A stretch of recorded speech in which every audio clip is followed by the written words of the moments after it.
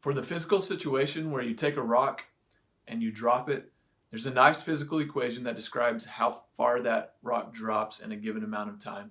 It's S of t equals 16 times t squared.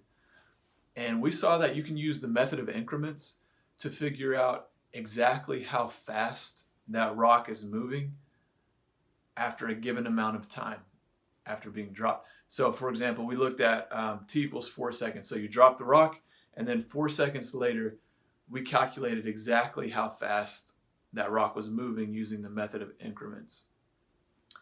Remember, we took the distance traveled by the rock in a given amount of time, and we let the amount of time going by be h. We call that increment h. So we found the distance traveled by the rock, we divided by the time, which was h, and that gave us an average speed of the rock.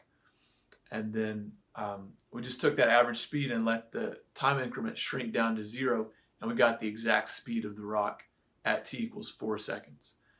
And we could do that for other amounts of time.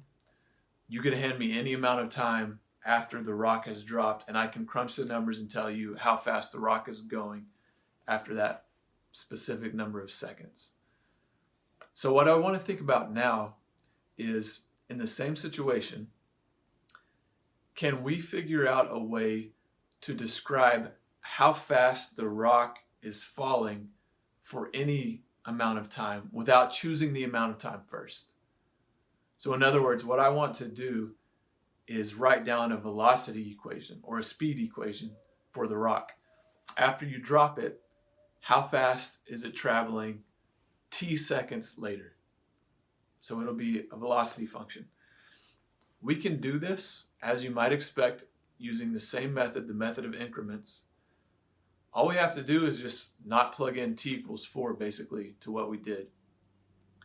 So last time when we found the distance, we said, well, you got to calculate the distance after 4 plus h seconds minus the distance after 4 seconds.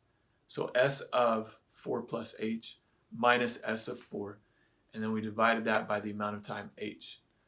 So the only change we need to make now is just don't plug in 4, just leave it as t. So our time interval is from t seconds to t plus h seconds.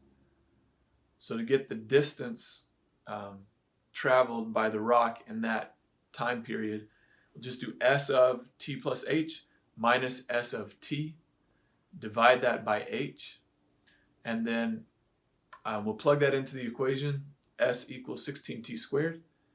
We'll multiply it all out, simplify it, combine like terms, and when you do that, you see that you can factor out an h on the top, and just like with t equals 4, the h that you factor out on top can cancel out with the h on the bottom, and you're left with an expression that just has h and t in it. And so this will work for any amount of time, and the h, remember, is the increment of time that's gone by for the average speed. We're going to let that shrink down to 0. So in this case, you just plug in h equals 0, and that gives you this nice equation. It's 32 times the amount of time.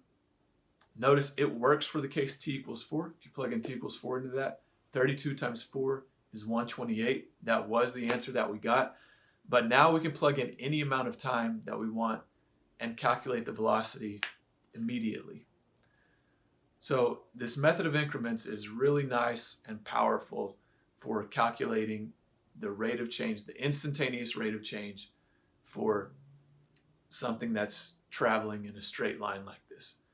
And we'll see soon that you can use the same method to find the instantaneous rate of change of a lot of other things.